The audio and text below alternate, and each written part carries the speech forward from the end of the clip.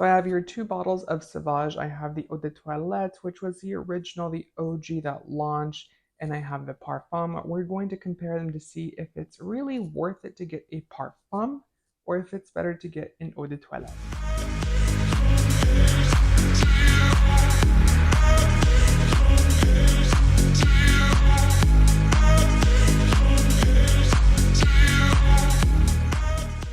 So on today's video, we have the Eau de Toilette by Sauvage. We also have the Parfum version here.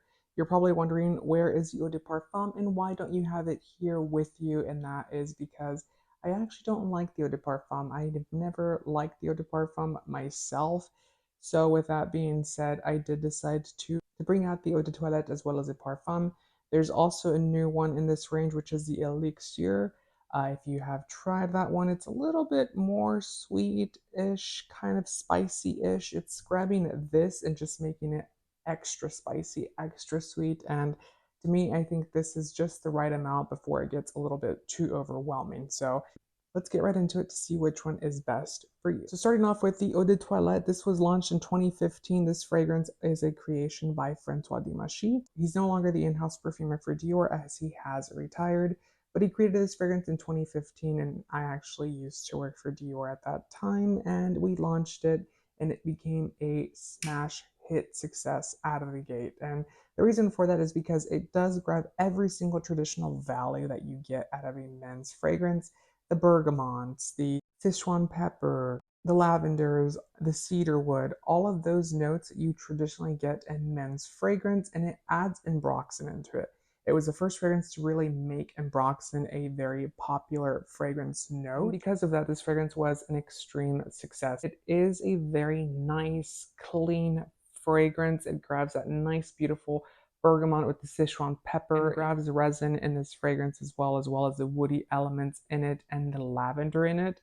And it really just comes alive because the actual star of the show in this fragrance is the ambroxan. And ambroxan is, like I said, a synthetic component. It's a synthetic note. And because of that, it does have the longevity and projection and that really beautiful trail that you leave behind.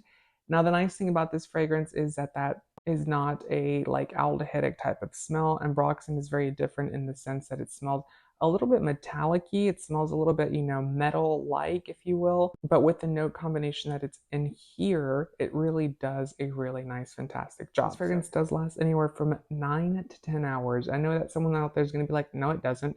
Yeah, it does. I mean, if you actually spray this and then you grab your clothes, sometimes you can even wash your clothes and it still smells like it. And that is the beauty of this fragrance. It does have a bad connotation, just so you are aware. So if you are not a fan of the fuckboy image, then don't get this fragrance because you're going to get that quite a bit.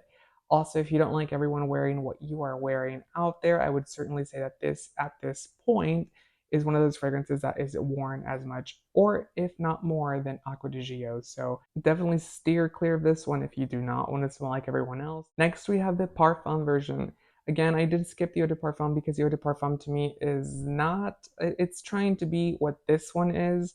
It's kind of weird. Eau de Parfum is kind of an in between of these two, so it grabs the nice elements of this one, the nice elements of this one, but it doesn't do either one of them very well, so it doesn't know what it wants to be. It's too spicy, but it's not fresh enough to be as clean as the Eau de Toilette, so that's the reason it's not in this video. I have purchased it before. I have had it. I have not repurchased it because of that reason, but this fragrance itself, the Parfum, this is a beauty of a creation. I know that there is the Elixir out there. I personally don't like the Elixir. I think it's a little bit too sweet, a little bit too overwhelming. And granted, it is a nice fragrance. The only thing that the problem is here is that this is a blue line. This is supposed to be clean, fresh, and masculine and, kind of light. And the Elixir really defeats the purpose as to why you're purchasing this fragrance overall. The Parfum adds some new elements into the fragrance, such as tonka bean, nutmeg, and sandalwood, which really creates a really nice atmosphere for this fragrance, where the Eau de Toilette really grabs that really nice metallic ambroxan and makes it the star of the show.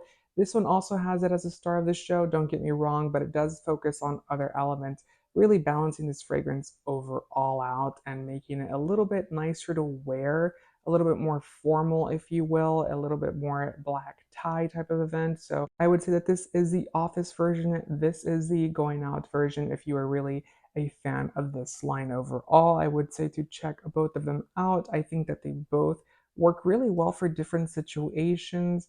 But if you are in the market for just purchasing one, I would certainly say to probably get the Eau de Toilette. It's the easiest to wear. It's the cheaper version to get. It's going to wear just as long as a parfum is because unfortunately, this is not a parfum. Let's be real, everyone. Now, with perfumery the way that it is, a parfum does not come in a bottle this big. Let's just all get that in our heads. It doesn't work that way.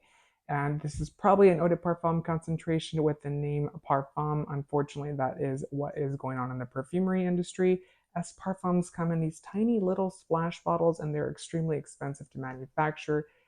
Certainly it would not come in a bottle this size, but long story short, I would certainly say to check both of them out. They really work nicely together in very different formats. If you are a fan of this line, like I said, try it out.